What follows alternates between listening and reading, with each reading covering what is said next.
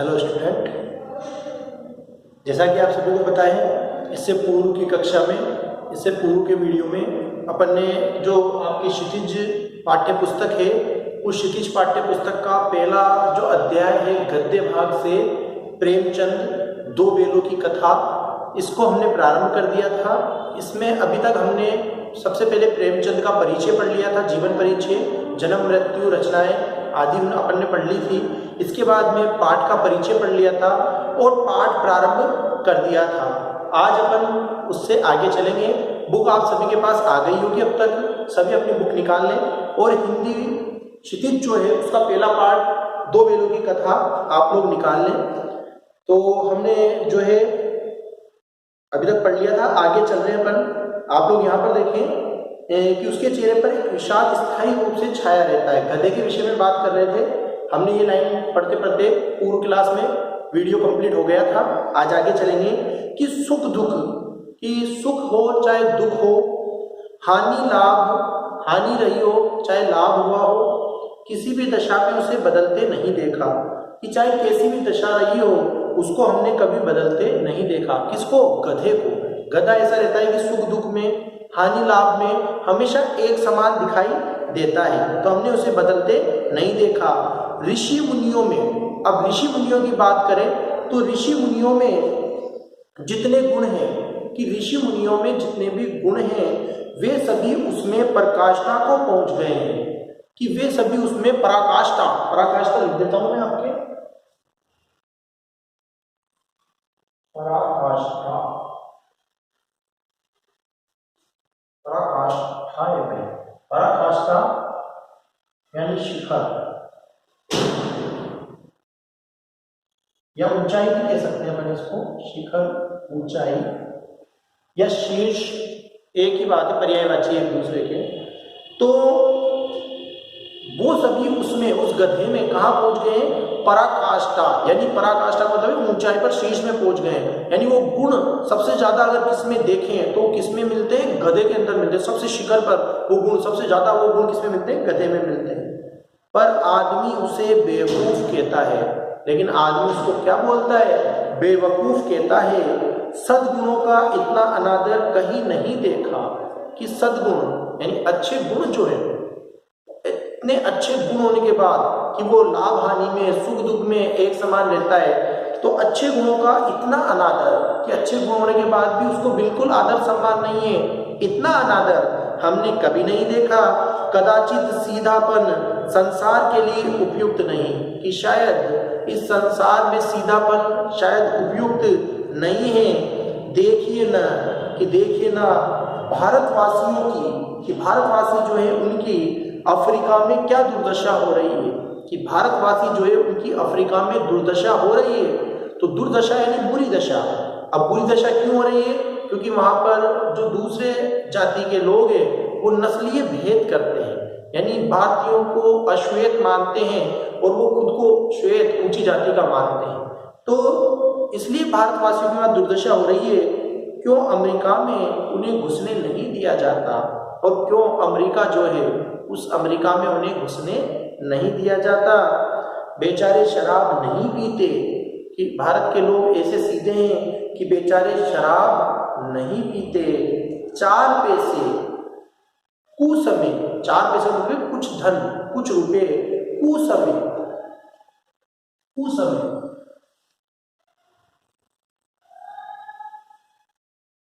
कुसमय, बुरा समय। कुसमय का तात्पर्य है बुरा समय।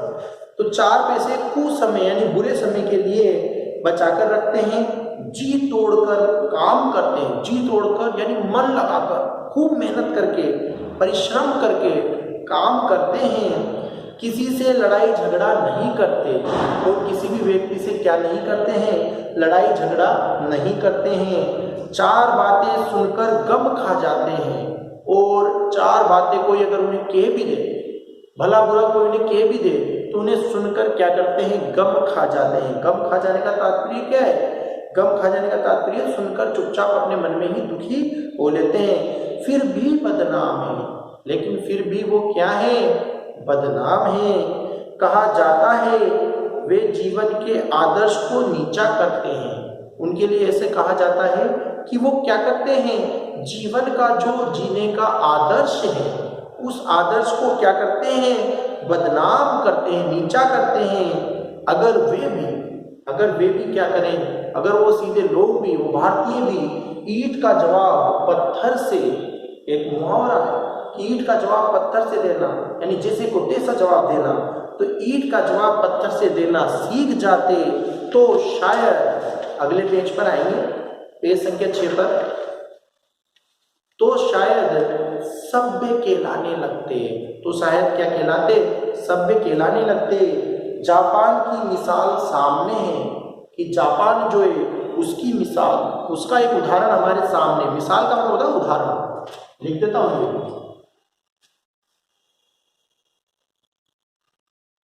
मिसाल, उदाहरण।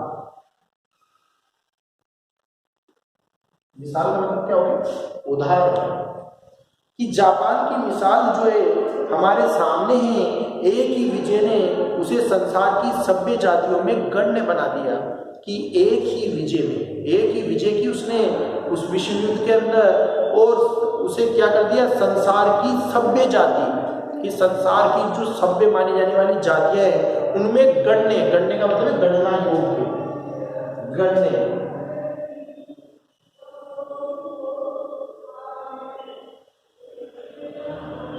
गणना करने योग्य, गणना करने योग्य, गणने बना दिया। नेक्स्ट गद्यांश पे देखेंगे, उद्धरण पे, लेकिन गधे का एक छोटा भाई और भी है। लेकिन, अब लेखक प्रेमचंद कह रहे हैं कि लेकिन गधे का एक छोटा भाई और भी है जो उससे कम ही गधा है, जो क्या है, उससे कम ही गधा है, और वे है बेल। और वो कौन है, बेल। जिस अर्थ में हम गधे का प्रयोग करते हैं कुछ उसी से मिलते जुलते अर्थ में बछिया के ताऊ का भी प्रयोग करते हैं। देखो, जिस अर्थ में गधे का प्रयोग हम ज्यादातर क्या करते हैं, बेवकूफ लोगों को अपमानित करने के लिए, नाम देने के लिए हम क्या कहते हैं, गधा है क्या, गधा कहते हैं। तो उसी अर्थ में या उसके मिलते जुलते अर्थ में बछिया का ताऊ, हम बछिया के ताऊ भी कहते हैं, इसका भी प्रयोग करते हैं। कुछ लोग बेल को शायद बेवकूफ में सर्वश्रेष्ठ कहेंगे, कुछ लोग बेल को शायद बेवकूफों में सर्वश्रेष्ठ कहेंगे, मगर हमारा विचार ऐसा नहीं है। लेकिन लेखक कह रहे हैं कि हमारा विचार ऐसा नहीं है। बेल कभी कभी मारता भी है, कभी कभी अड़ियल बेल भी देखने में आता है। अब देखो, कुछ लोग बेल को शायद बेवकूफों में सर्वश्रेष्ठ कहें कि इससे बड़ा कोई सर्वश्रेष्ठ बेवकूफ नहीं होता, बेल सबसे बड़ा बेवकूफ होता है, ऐसा कहते हैं लोग। लेकिन लेखक कहते हैं हमारा विचार ऐसा नहीं है। क्यों कहते हैं ऐसा, क्यों नहीं है विचार ऐसा, कि बेल कभी कभी मारता भी है, कि बेल क्या करता है, कभी कभी सिंग मार भी देता है, कभी कभी अड़ियल बेल भी देखने में आता है, और कभी कभी ऐसे बेल भी होते हैं जिनको खींच कर ले जाएं तो वो अड़ जाते हैं, तो अपनी जगह से नहीं जाते। और भी कई रीतियों से अपना असंतोष प्रकट कर देता है, और भी कई रीतियां यानी तरीकों,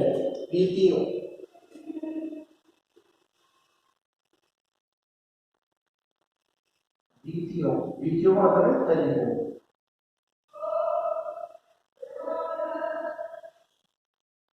यानी तरीकों से अपना असंतोष प्रकट कर देता है। अतएव उनका स्थान गधे से नीचे है, अतएव उनका स्थान क्या है, गधे से नीचा माना जाता है, क्योंकि वो कभी कभी जो है अपना संतोष प्रकट कर देता है, लेकिन गधा जो होता है वो कभी भी अपना संतोष प्रकट नहीं करता है। नेक्स्ट गद्यांश पे चलेंगे, अगले उद्धरण पर चलेंगे।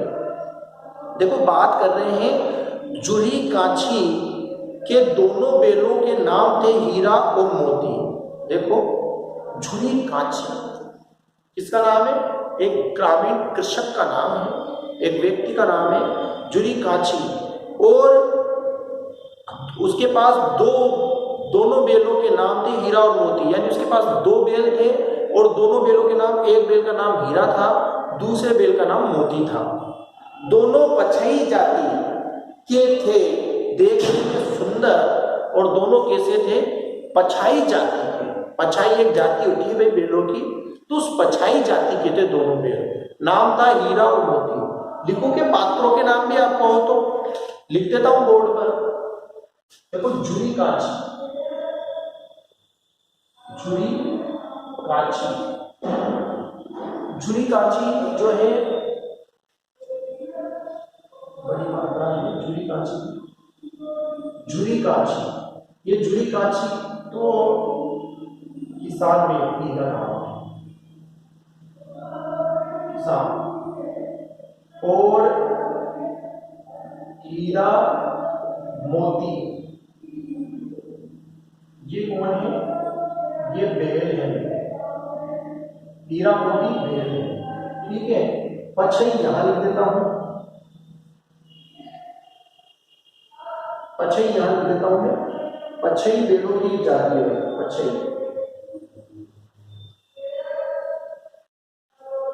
बेलों की जाति, ठीक है। बेलों की जाति ध्यान रखिए। जुड़ी काची एक किसान है, हीरा मोती इसके बेल है, और पछई बेलों की एक जाति हो गई। देखो आगे, अब पछई जाति के थे, देखने में सुंदर और काम में चौकस, कि देखने में तो बहुत सुंदर थे, काम में चौकस यानी हमेशा सचेत रहने वाले, और डील में ऊंचे यानी शरीर से लंबे ऊंचे बढ़िया हट्टे कट्टे, अष्टपुष्ट जिसे आप कह सकते हैं। बहुत दिनों साथ रहते रहते दोनों में भाईचारा हो गया था। किनमें? हीरा और मोती में। दोनों बहुत दिनों तक साथ साथ रहे, और साथ साथ रहने के कारण दोनों में क्या हो गया था? भाईचारा, यानी दोनों भाई की तरह आपस में प्रेम करने लग गए थे। दोनों आमने सामने या आसपास बैठे हुए एक दूसरे से मूक भाषा में विचार विनिमय करते थे। देखो, दोनों आमने सामने या आसपास बैठे हुए एक दूसरे से मूक भाषा, मूक भाषा इधर लिख देता हूं, मूक भाषा। मूक भाषा मतलब मौन भाषा, मौन भाषा। मूक भाषा का मतलब क्या हो गया? मौन भाषा। विचार विनिमय, विचार विनिमय,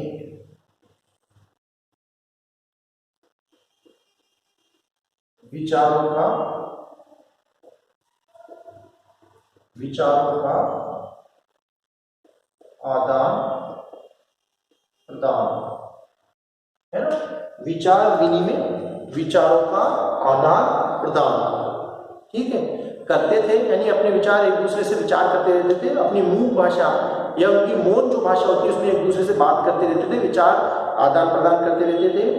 एक दूसरे के मन की बात कैसे समझ जाता था हम नहीं कह सकते, कि दोनों ऐसे थे कि एक दूसरे के मन की बात कैसे एक दूसरे के मन की बात समझते थे, ये बात हम नहीं कह सकते। अवश्य ही उनमें कोई ऐसी गुप्त शक्ति थी जिससे जीवों में श्रेष्ठता का दावा करने वाला मनुष्य वंचित था। देखो क्या कह रहे हैं, अवश्य ही उनमें ऐसी, किनमें? हीरा मोती में। हीरा मोती में कोई ऐसी गुप्त शक्ति, गुप्त यानी छिपी हुई शक्ति थी कि जिससे जीवों में श्रेष्ठता का दावा, जिससे जीवों में श्रेष्ठता यानी श्रेष्ठ होने का जो दावा है वो करने वाला मनुष्य वंचित है। वो श्रेष्ठता का दावा करने वाला मनुष्य क्या है? वंचित है। यानी जो अपने आप को श्रेष्ठ समझता है कि हमारे से श्रेष्ठ कोई नहीं है, वो भी, उसके पास भी ऐसी शक्ति नहीं है। ऐसी शक्ति इनके पास थी कि अपना मूक भाषा में एक दूसरे की बात समझ जाते थे। दोनों एक दूसरे को चाट कर और सूंघ कर अपना प्रेम प्रकट करते थे। दोनों एक दूसरे को प्यार से चाट कर, सूंघ कर अपना प्रेम यानी अपना प्यार प्रकट करते थे, यानी कि व्यक्त करते थे। कभी कभी दोनों सिंग भी मिला लिया करते थे, और कभी कभी दोनों मस्ती करने के लिए, जैसे भाई बहन आपस में भाई भाई मस्ती करते हैं, वैसे दोनों सिंग मिलाकर कभी कभी मस्ती भी किया करते थे। विग्रह के नाते से नहीं, केवल विनोद के भाव से। विग्रह, विग्रह यानी ये समझ लो, विग्रह का मतलब वैसे तो अलग होता है, लेकिन टकराव, यहाँ पर टकराव आ जाएगा, तो टकराव के लिए नहीं कि दोनों आपस में सिंग मिलाते हो, टकराव के लिए नहीं, केवल विनोद के भाव से। विनोद यानी हास्य मजाक, हंसी मजाक या आनंद का भाव जो होता है, केवल विनोद के भाव से। विनोद का भाव यानी आनंद या हंसी मजाक के भाव से, आत्मीयता के भाव से, या फिर आत्मीयता यानी आत्मिक भाव जो है, आत्मीय भाव जो है उससे। जैसे दोस्तों में घनिष्ठता होते ही धोल धप्पा होने लगता है, कि जैसे मित्र होते हैं आपस में, तो मित्रता होने के बाद में दोस्तों में भी ऐसे हंसी मजाक सब चलता रहता है। धोल धप्पा होना यानी हंसी मजाक, गप्पाशप होना, एक दूसरे की जो है लड़ाई करना, ऐसे चलता रहता है। इसके बिना दोस्ती कुछ फुसफुसी, कुछ हल्की सी रहती है, और शायद दोस्ती में ऐसा नहीं हो तो दोस्ती कैसे लगेगी? कुछ फुसफुसी, कुछ हल्की सी रहती है, जिस पर ज्यादा विश्वास नहीं किया जा सकता, और ऐसी दोस्ती पर ज्यादा विश्वास नहीं किया जा सकता है। जिस वक्त ये दोनों बैल हल या गाड़ी में जोत दिए जाते और गर्दन हिला हिलाकर चलते, उस वक्त हर एक की यही चेष्टा होती थी कि ज्यादा से ज्यादा बोझ मेरी ही गर्दन पर रहे। देखो, जिस वक्त यानी जिस समय ये दोनों बैल हल या गाड़ी में जोत दिए जाते थे, हल जो किसान खेती करते समय हल लगा देता है, या बैलगाड़ी होती है, उस बैलगाड़ी में इनको लगा दिया जाता था, जोत दिया जाता था यानी लगा दिया जाता था, तो ये गर्दन हिला हिलाकर चलते, तो चलते समय अपनी गर्दन हिला हिलाकर चलते। उस वक्त हर एक की यही चेष्टा, चेष्टा का मतलब होता है प्रयत्न, चेष्टा,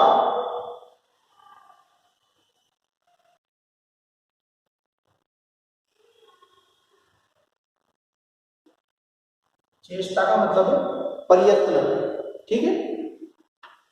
हर एक की यही क्या रहती? चेष्टा रहती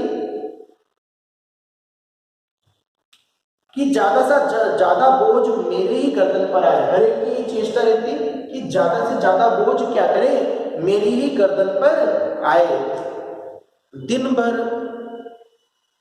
के बाद दोपहर या संध्या को दोनों खुलते तो एक दूसरे को चाट चूट कर अपनी थकान मिटा लिया करते।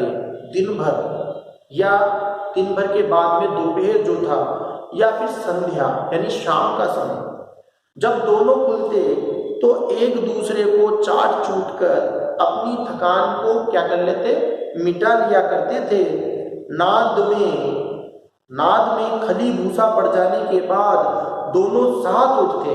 नाद एक भोजन के लिए जो एक वो लाइन से बनी रहती है, एक पात्र सा रहता है, उसमें खली भूसी डालते हैं, तो उस नाद में खली भूसी पड़ जाने के बाद दोनों साथ उठते, साथ नाद में मुंह डालते, खाने के लिए एक साथ मुंह डालते और साथ ही बैठते थे और साथ बैठते। एक मुंह हटा लेता तो दूसरा भी हटा लेता था, और एक अगर मुंह हटा ले तो दूसरा भी अपना मुंह हटा लेता था। संयोग की बात, जूरी ने एक बार कोई को ससुराल भेज दिया। कि संयोग की बात है, एक संयोग हम कह सकते हैं। अब संयोग क्या हुआ? संयोग ये हुआ कि एक बार जूरी ने गोई को ससुराल भेज दिया। संयोग की बात है कि एक बार जूरी जो है उसने क्या किया? गोई को ससुराल भेज दिया। अब गोई का मतलब लिख देता हूं यहां पे, गोई को ससुराल भेज दिया।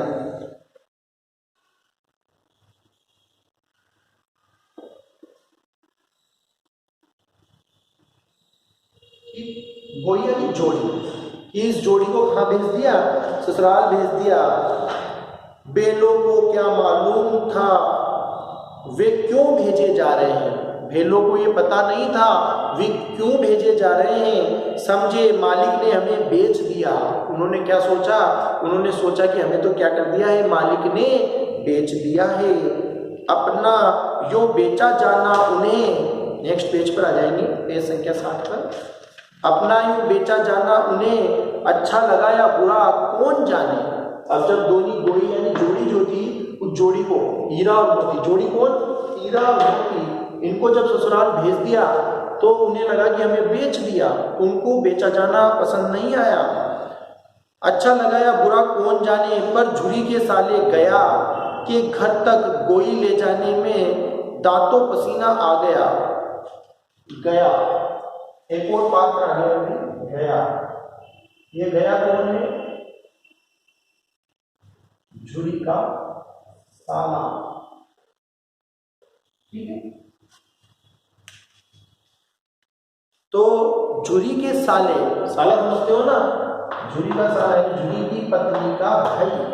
ठीक है, तो झुरी के साले गया को घर तक गोई ले जाने, कि घर तक ये जोड़ी ले जाने पर दांतों पसीना आ गया। तो उसको क्या हो गया? पसीना पसीना, दांतों पसीना आ जाना, यानी अत्यधिक मेहनत परिश्रम करना।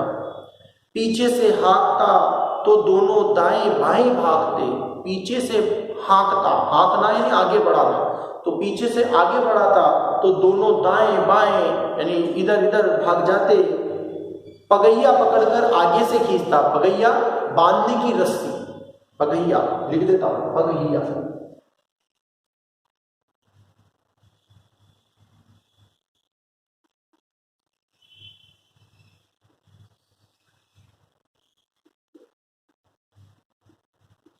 बैलों को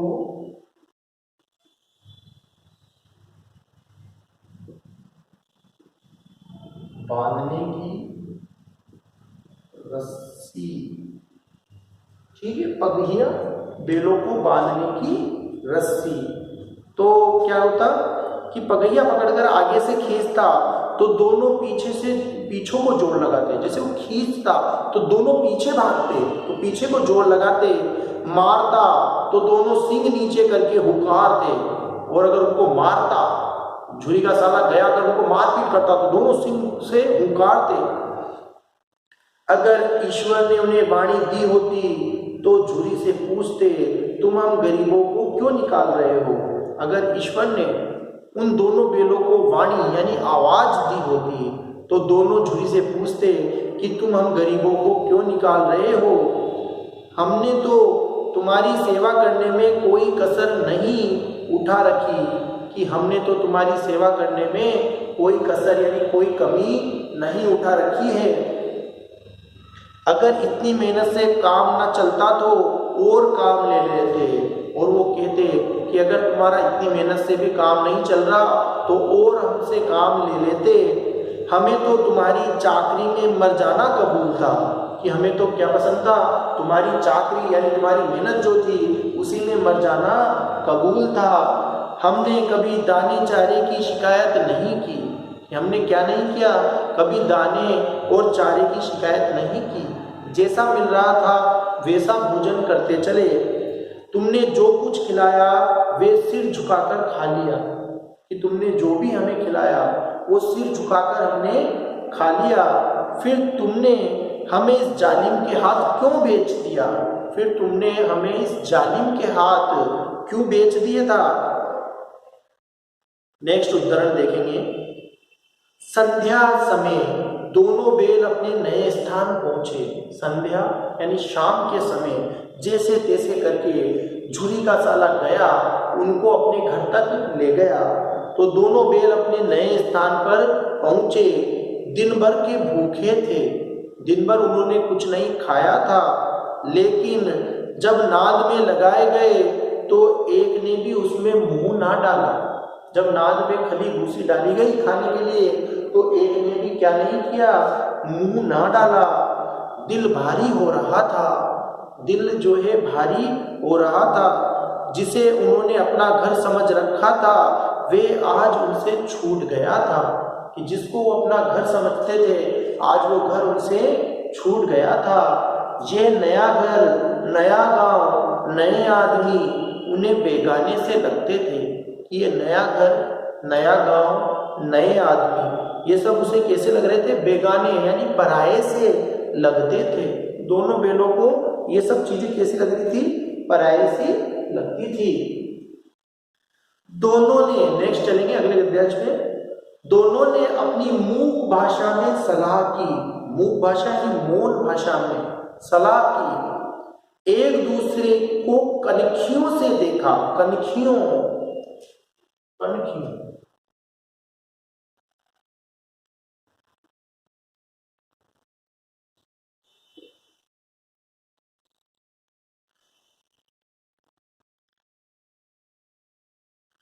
तिरछी नजरों से,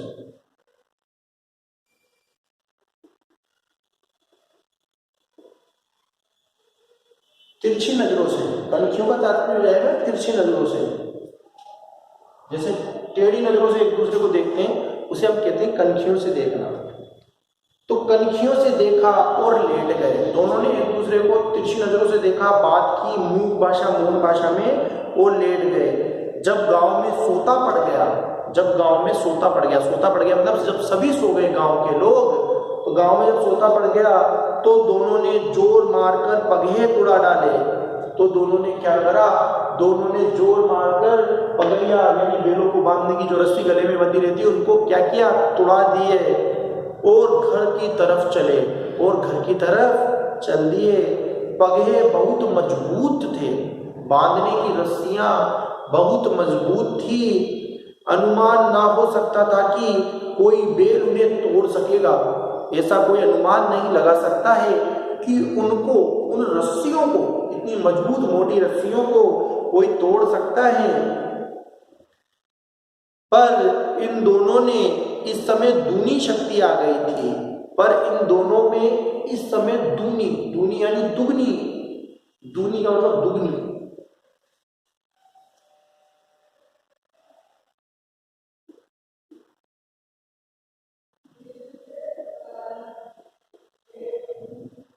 दोगुनी, ठीक है, दूनी का मतलब हो गया दोगुनी।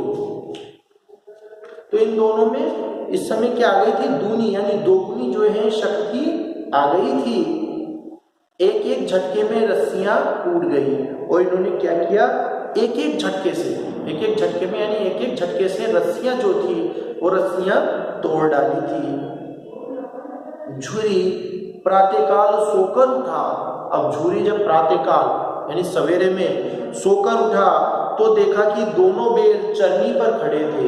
उसने देखा कि दोनों बैल जो है वहां पर बाहर चरनी जो स्थान है यहाँ पर रहते थे, बनते थे, वहां खड़े थे।